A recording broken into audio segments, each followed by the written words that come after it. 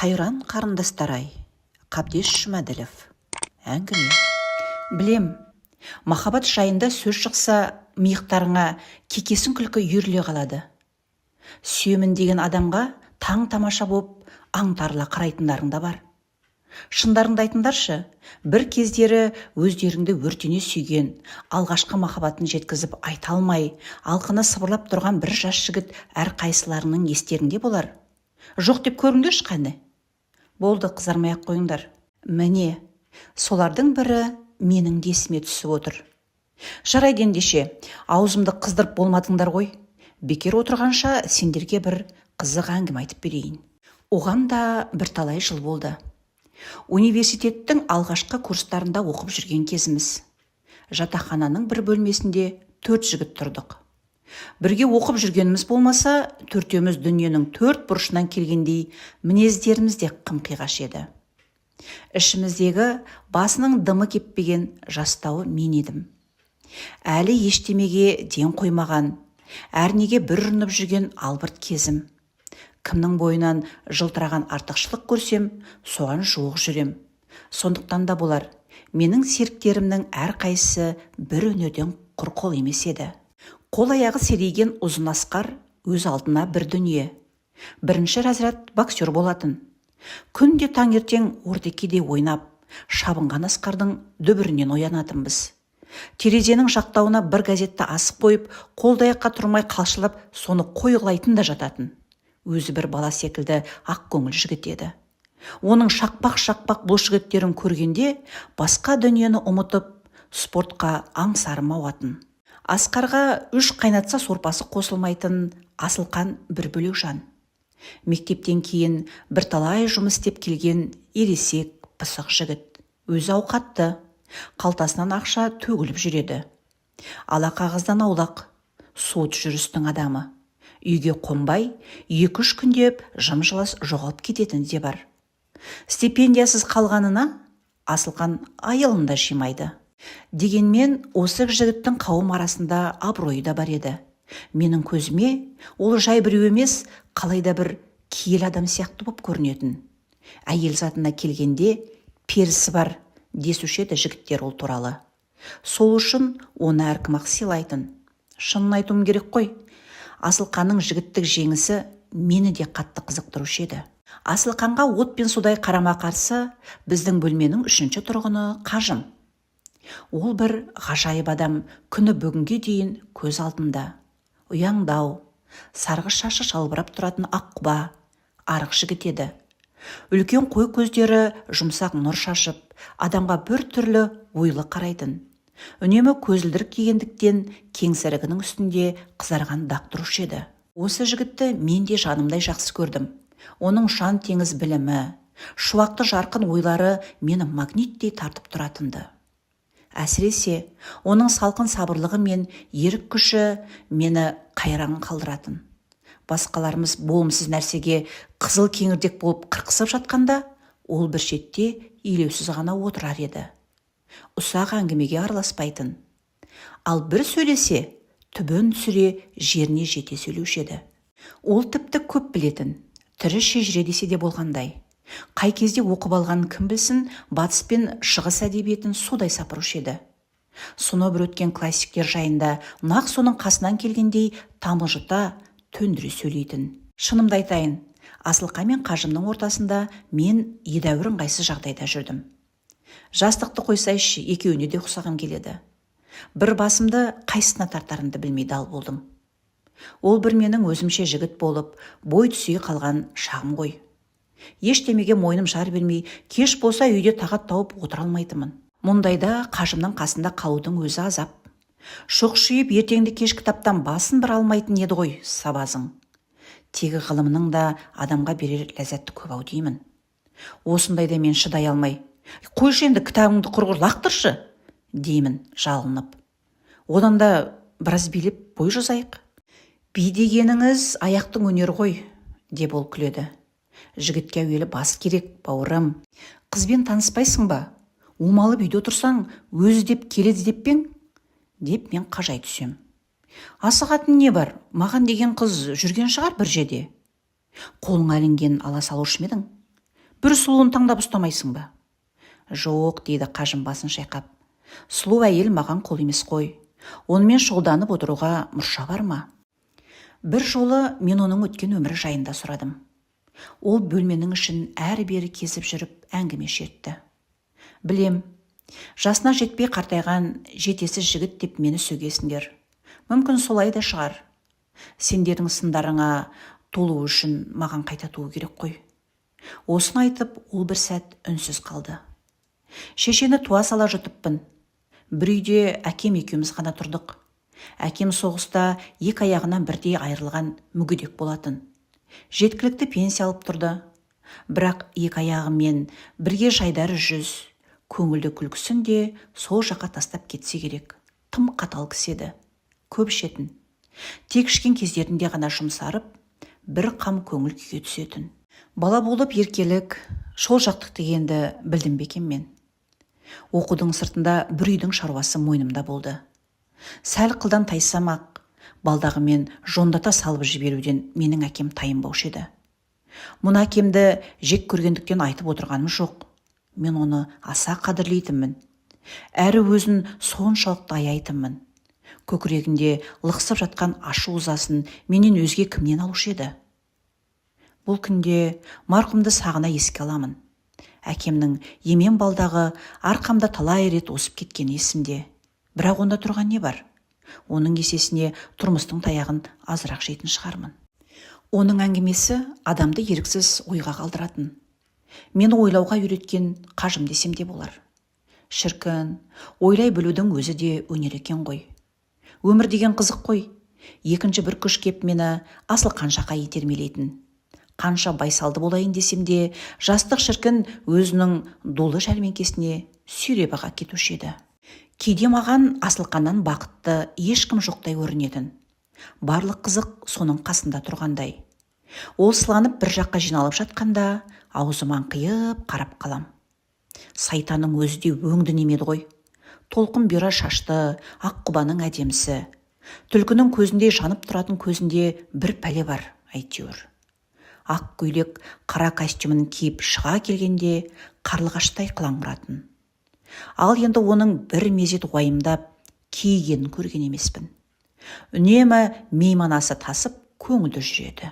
Бізге айтатын сөзі мынау: жігіттер, заман екі келмейді, өгіз аттай желмейді. Айналдырған аз өмірде қармап қалу керек қой. Бұл сөз менің көкейіме қона кетеді. Шама келсе мен де қармап қалсам деп ойлаймын. Қармағанда қыздар жөні ғой әрине. Асылқан қатарынан бірнеше қызбен жүреді. Бір өңкей мөлдірген сұлу қыздар. Ақылқанды өздері іздеп келетінін қайтерсің. Тіпті оқу бітіріп кеткен қыздар облыстардан іздеп келеді-ау. Кейде ойда жоқта есік қағылады. Асқар екеуміздің қай бұрын ұмтылғанымыз жүгіріп шығамыз. Есіктің алдында бейтаныс қыз тұрады. Кім керек қарындас? Бірінің аузына бірі түкіріп қойғандай бәрінің айтатыны бір ғана есім: Асылқан. Ол қазір үйде жоқ еді. Үйге кірсеңізші, дейміз өтініп. Қыздар бізге көз қырында салмайды. Қабақтарын шытып сағаттарына қарайды да жөнеле береді. Қыздармен кездесуден кейде Асылқанның өзі де бас тартады. Әлде бізге өзінің құдіретін көрсеткісі келе ме? Осыларақ тойдырып болдау. Жұқса кетсең шырмауықтай оралады. Үйде жоқ дей салыңдаршы Құдай үшін, деп кәдімгідей кейіп қалады. Мұны көрген біз жағамыз тұстаймыз. Осы сенің не сиқырың бар? Қыздардың басын қалай айналдырып ала қоясың? Деп сұрайды Асқар шын қызығып. Ой, бұдан оңай нәрсе бар ма? Сонда қалай енді? Айтсайшы. Әйелдердің осал жерін білемін, дейді Асылқан астамшылықпен. Асқар біраз жабырқап отырады да: жігіттер, мені қай сайтан түртті екен? Деп санын соғады. Я не боп қалды сонша? Өткен жылы әкем бір жекжатымыздың қызын айттырмақ болғанда ат тонымызды ала қашып көнбе қойып едім. Енді ойласам, оның бекершілік екен. Қайтсын, ойнаған боп ойындағысын айтып отыр. Жүргенге жүрген білінеді деген соң Асылқанға атқосшы боп мен де бірталай салпақтадым. Бірақ адамның жұлдызы оңынан тумаса не шара? Асылқан қанша бауласа да менен ештеңе шықпады. Қыздың қасында оңаша қалсам-ақ, аузымнан сөзім түсіп берекем қашады. Кілең бір мағыналы сөздер тауып айтқым келеді. Өмір жайында, махаббат жайында философия соғам. Амал қанша. Қыздар менің сөзімді самарқау тыңдайды. Зергіп есінейді. Сөйтсем, ондайда қайдағы бір ұсақ түйек дүниелер сөз болатын көрінеді ғой. Мұны көрген Асылқан былай шыға бере менің құлақ етімді жейді. Қыз алдында қалтырап қоя беретіндерің не сендердің? Жүрегіңді қолыңа ұстап қылғынасың да қаласың. Ағыңнан жарылып, алқына сөйлеуді қойшы осы. Ондай сөздің қыз үшін көк тиынға құны жоқ. Ойлануға шамасын келтірмей беліп төстеп алып кетпейсің бе? Әрнені бір шатып, ой түсіріп нең бар жаным-ау? Жомарт табиғат әркімді бір өнерден құралақан тастамаған ғой. Асылқанда өз ісінің шебер еді. Қыз алдында қандай батыл. Жай күндегіден мүлде өзгеріп, шоқтығы биіктеп кететін. Оны көргенде менің есіме ауылдағы Бақтияр деген жылқышы түседі. Ол тепсініп жетіп барғанда құлағына қол апартпайтын не бір асау қолтығының еті дірілдеп тұра қалушы еді. Асылқаның қасына келген қыздар да салмағынан айырылып, жеңілтек боп кетеді екен. Орынсыз күлегештеп, езулері жиылмайды. Оның әншейін айта салған түкке тұрғыс сөздеріне шек тер қатып қалады. Мен Асылқанның әр қимылын мүлт кетірмей бағып тұрам. Сіз деп сызылып тұрам ол. Әңгімені әзілден бастайды да сенге көшіп ала қояды. Сиқыр дерсің. Бір уақытта қыздың қолын аялай ұстап, алақанына салып тұрғанын байқайсың. Енді біраздан соң әлгі қыз Асылқаның қолтығында кетіп бара жатқан өзі де сезбей қалады. Осы бетімен Асылқаның артында қанша жүрерімді кім білсін. Егер қысқы емтиханда 2 сабақтан 2 алып стипендиясыз қалмасам. Бұрынғыдай емес, ақыл кіріп, тізгінімді қымтып ұстайтын болдым. Студенттік өмірде қызық еді-ау шіркін. Өстіп жүргенде қысқы демалыс болды. Ауылға барып, 10 шақты күн аунап-құнап қайттық. Демалыстан оралғанда мен қажымда бір өзгеріс барын байқадым. Тіпті сергек. 2 күннің бірінде киімі түктеп, қырынып, сыланатын болыпты. Бұрынғыдай кітапқа көміліп отыру жоқ. Кеш болса әлде бір жаққа асығыс жөнелетінді шығарған. Құдай бірдеме берерсің деймін қуанып. Өздігінен сұраша қоймаған соң бір оңашада қадала кеттім. Қажеке, жаңалық бар ғой өзіңде. Біреуге ғашық болғаннан саумысың? Айтсайшы. Оның рас болады. Іздеген адамымды тапқан сияқтымын, дейді қызарып. Менен ұялып тұрғаны. Мен сол шақта жігіт жүзінен өзгеше бір нұр көргендей болдым. Әйтеуір қажымда жоқ бір саттың орны толған сияқты. Әлде қаңыраған ессіз үйге бір базарлы семья көшіп келгендей ме? Көздерінде тек бақыттан туатын жарқын нұр бар. Құттықтаймын, деп қолын қыстым. Я, қай жерде жүр екен ол періште? Осы жолы пойыз үстінде таныстым. Өзіміздің облыстікі. пединститутта оқиды екен. Қалай өзі, сұлу ма? Өзіме ұнайды. Аты кім? Шекер. Аты да тәтті екен. Таныстырасың ғой. Қаласаң, бүгін кеште ертіп апарайын. Барымызды киіп, кешке жақын қыздарға қарай бет алдық. 2 қыз пәтерде тұрады екен. Шекер маған бірден ұнады. Орта бойлы, толықша келген қызыл шырайлы қыз. Бет ажарында уылжыған жастық нұр ойнайды. Маңдайына төгілген кекіл шашы да бір еркелік сипат береді өзіне. Мойылдай қап-қара көзі жаудырап, еріндері бүлдіргендей еріп тұр. 2 қызды киноға ертіп барып, кешті көңілді өткіздік. Екеуміз қайтып келе жатқанда, бағың бар екен Қажеке, Шекер жақсы қыз дедім мен. Сол қызды өзім алатындай қуанып, қатты сүйесің бе өзің? Не десем екен, әйтеуір сол жаққа күнде барғым келеді. Ажарына қараудан бір тоймаймын. Сонда қалай болғаны? Сүйетін болғаның ғой онда. Білмеймін, тосынан бір күш келеді де, жан дүниемді астан-кестен етеді. Еркімнен айырылып қалдым. Сол күннен бастап қажымның тіршілігі мүлде басқа арнаға түсті. Шекерге бүкіл жан тәнімен құлай берілді ол. Шын ғашық сондай-ақ болар. Махаббаттың түлей күші бейшара жігітті қаңбаққа айналдырып жіберді. Сол шақта оның бойына біткен қайратқа күні бүгінге дейін таң қалам. Қыдырудың сыртында сабақтың да түбін түсіре оқып жүрді. Әр күні таңертең орнынан қуана құлшына түрекелетін. Содан бастап көз ұйқыға барғанша тыным алмайтын. Біз қыздармен көп қыдыратын болдық. Жаңа кино мен театрдан құр қалмаймыз. Қолы қысқа болса да, қажым жоқшылығын білдірмей, қалтасындағы соңғы сомын қуана жұмсап жүрді. Қысқасы, Шекер үшін қажым жер шарын жаяу айналып шығуға дайын еді. Сүйген кезінде адамның қолынан келмейтін нәрсе болмайды ғой. Шіркін, сондай шақта қыздарын қоятын талабы биік болса, мұна біздер бұдан гөрі басқаша болар едік-ау. Көктемнің бір кешінде Шекер бірінші рет біздің бөлмеге келді. Қажымның туған күнін сылтауратып, бірнеше жолдастарымен қоса шақырғанбыз. Шекер жігіттерге де ұнады, білем. Кеш тым көңілді өтті. Ән шырқалып, әңгімелер айтылды. Ортасында өңі тәуір қыз отырғанда, жарқ етіп көзге түскісі келетін жігіттердің әдеті емес пе? Әркім-ақ шамасы келгенше сілтеп жатыр. Неге екені белгісіз, тек Асылқан ғана өзін салқын ұстады. Басым ауырып отыр деп, ештемеге араласқан жоқ. Арақты да аз ішіп, бір шетте моп-момоқан отырды да қойды. Қонақтар тарап, оңаша қалған соң қыздар туралы әңгіме қайта қызып, қауқылдасып көп отырдық. Үндемей жүріп, мықты шықтың ау Қажеке, дейді Асқар, екесуі құлағына жетіп. Мұндай қыз тіпті Асылқанның да қолына түспеген болар, қалай дейсіңдер? Бұл сөз Асылқанның жүрегіне шық ете түсті, білем. Сұрланып кетті де, атақты ұры аштан өліп, жымсыма ұры май жепті деген ғой жігітім деп күлген болды.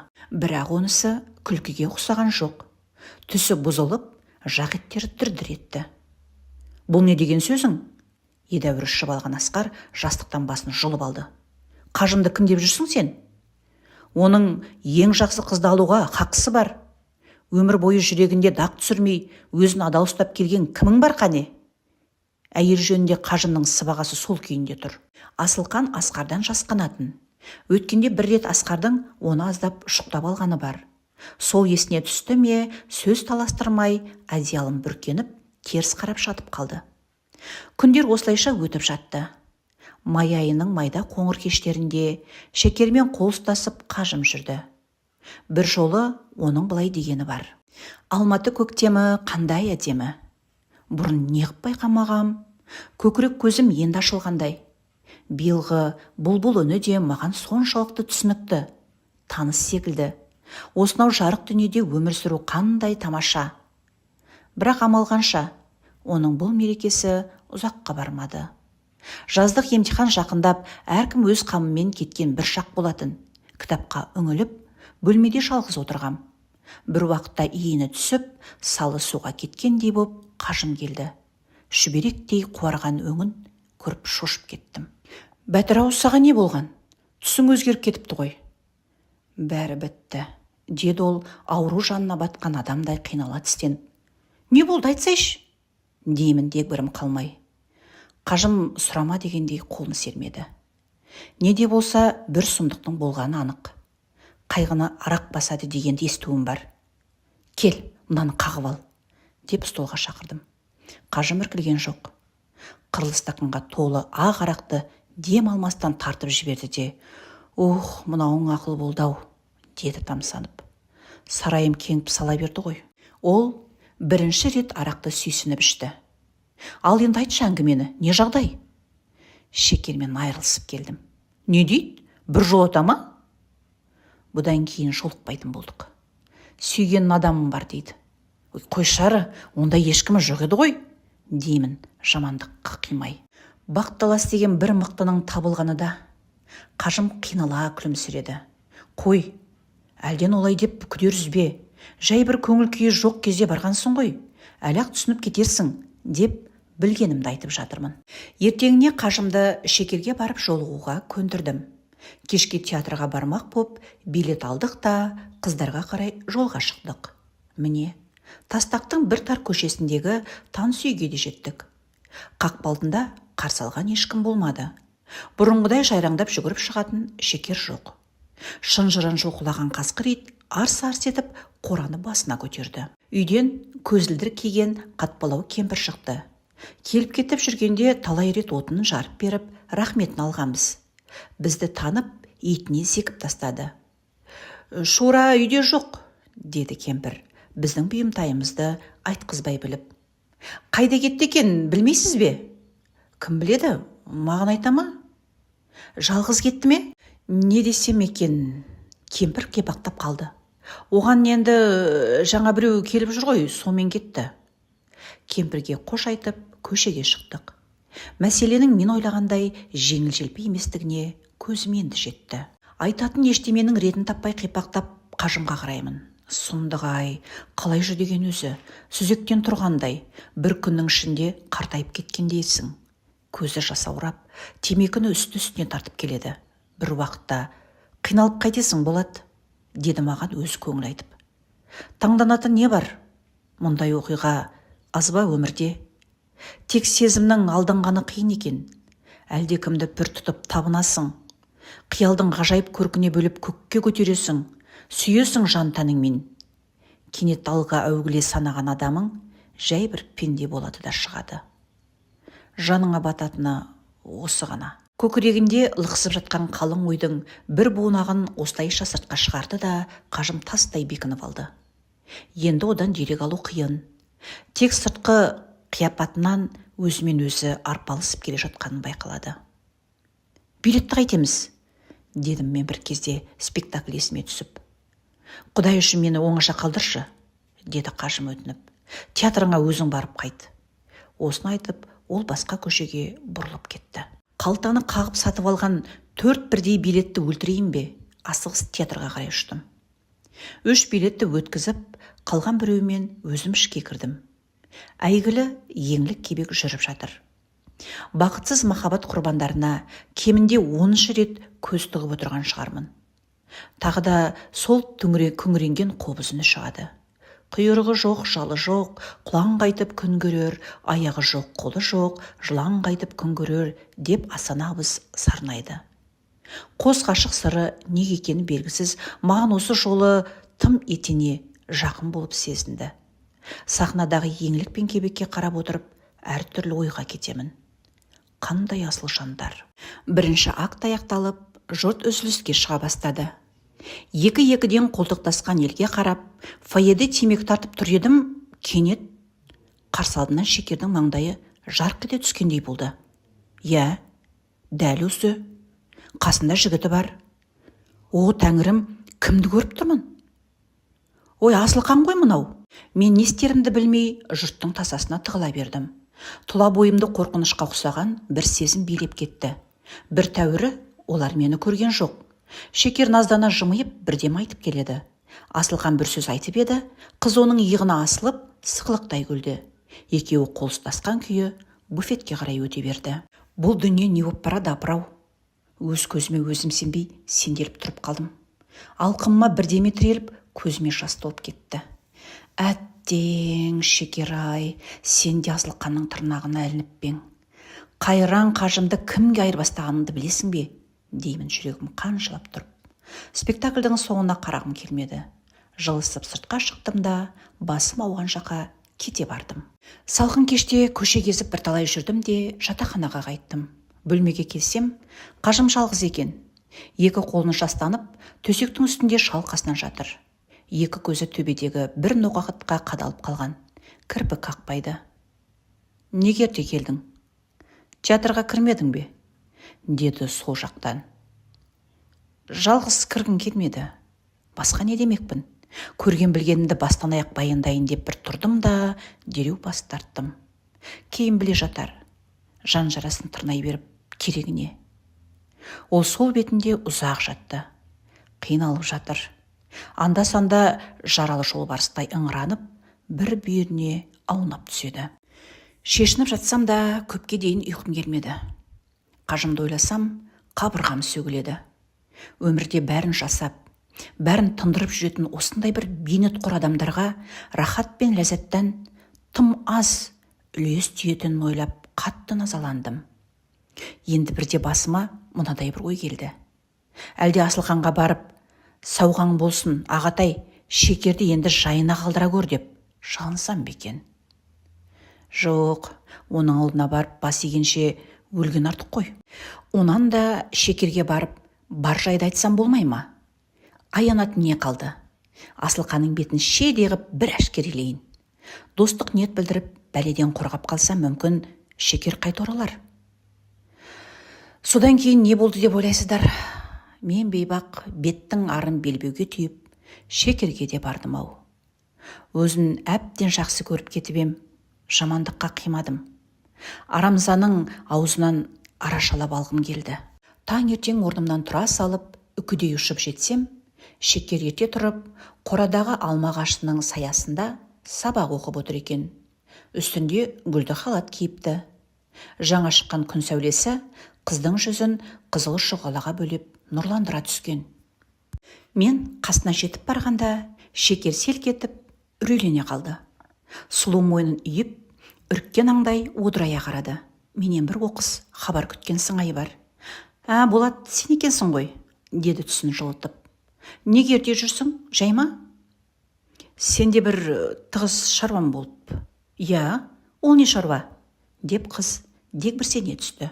Асылқамен қажым қақтығысып қалды ма деп алаң боп отыр ғой. Соны сезіп, сөзді тікесінен бастадым. Шекер, сен Асылқамен кездесіп тұрасың ғой, солай ма? Қыздың бетін жоғалтан қызыл бояу шарпып өтті. Бірақ көзін тайдырған жоқ. Оны неге сұрадың? Деді үрейленіп. Жай, бірақ бұдан бұлай, одан бойыңды аулақ салсаң деп едім. Ол сені орға шығады. Шекер, әлі де ойланшы. Тәйір-ай деген кісіше қыздың өңі құлпырып сала берді. Қуанышын жасырмай. Сол ма келген жұмысың? Деп сыңғырлай күлді. Онда ізіңше қайт. Ақылың өзіңе. Мен жалма-жан Асылқанның қандай адам екенін айта бастадым. Бұған еш қашан үйленбейтіндігін, бір бұл емес, талайды сорлатқанын. Қажымның қасында оның тіпті адам емес екенін дәлелдеп жатырмын. Бірақ текке арамтер болыппын. Бір қарасам Шекер мені оқты көзімен атып, жирене қарап тұр екен. Сен де жігітпін деп жүрсің ау, деді маған өшіге қарап. Біреудің сыртынан өсек айтуға қалай ұялмайсың? Білем, оны неге жамандайтындарыңды. Көре алмайсыңдар, іштарлықпен айтып тұрсың. Қаным бұрқ етіп басыма шапшыды. Бұлай болар деп кім ойлаған? Тұтқиылдан тиген соққыдан есеңгіреп қалдым. Енді сөз қылатын түк те қалған жоқ. Үмітім үзіліп, тауым қайтып қалды. Жарайды ендеше, мен қарызымнан құтылдым. Бірақ қашан айттың деме, түбінде өкінесің, дедім де сырт айналып жүре бердім. Мен үшін қам жемей-ақ қой, сенің алдыңа жылап бармаспын, деп Шекер де дауыстап қалды. Осы оқиғадан кейін біз ол жаққа аттап басқамыз жоқ. Тек арада бірнеше күн өткенде Шекерді тауға алып барғандағы қызықтарын Асылқаның желдей есіп айтып отырғанын естідім. Істің немен тынғанын қажым да білді. Алғашқы махаббаты ғой, оңай дейсің бе? Есіл азамат талайға дейін салғырт боп жүрді. Бірақ ол нағыз еңбек адам еді ғой. Көптен соң өзінің тынымсыз тірлігін қайта тапты. Бар өшін кітаптан алатындай оқу залынан шықпайтын болды. Бақ таласынан өш алуды қажым ойлағанда жоқ. Тіпті Асылқаның мұрнын бұзбақ болған Асқарды өзі басып тастады. Курстағы басқа жігіттер де желігіп Асылқанды жиналысқа салмақшы болды. Көпшілік орта қалса түтіп жіберетін сөзсіз еді. Бірақ қажым бұған да көнбеді. Сірә өзінің пәк сезімін көрінгенге кергілетіп, кірлеткісі келмеді-ау деймін. Шекерді содан қайтып көре алмадым. Бірнеше айдан соң Асылқан оны тастап кеткенді. Кейін сырттай оқуға ауысып, жас баласымен ауылға кетті деп естідім. Кім біледі, ендігі ол да оқуын бітіріп, бір жерде үйлі боранды боп отырған болар. Кейін жігіттердің тағдыры не болды дейсіңдер ме? Олар да оқуларын бітіріп елге кеткен. Қажым қазір өз облысында пединститутта сабақ береді. Жақында докторлық қорғау қамымен Алматыға келіп қайтты. Бертінде 2 баласы бар, бір келіншекке үйленген екен. Сонымен тату-тәтті тұрып жатқан көрінеді. Асылқан оңтүстік жақта болатын. Өз мамандығын тастап, сауда жағына кетсе керек. Овощ жеміс қоймасының білдей меңгерушісі. Өткен жылы вокзалда кездестірдім. Барнаул жаққа бір вагон алма кетіп бара жатырмын дейді. Сол баяғы қалпы иненің көзінен өтеді. Ал қыздар, мен куәсі болған бір махаббаттың тарихы осылайша көңілсіз аяқталды. Бұған кінәлі кім екенін өздерің айтарсыңдар. Мен тек дүниеде ізгі жүрек адамдардың да бар екендігін естеріңе салмақпын. Өмірге тұтқа болар солар. Ал енді махаббатқа шек келтіре көрмеңдер айналайын. Махаббат та бір бақыт құсы ғой. Амал қанша, өзіміз сол құстың басымызға қонғанын сезбей қаламыз да, пыр етіп ұшып кеткенін бірақ біліп жүреміз. Әңгіменің соңы.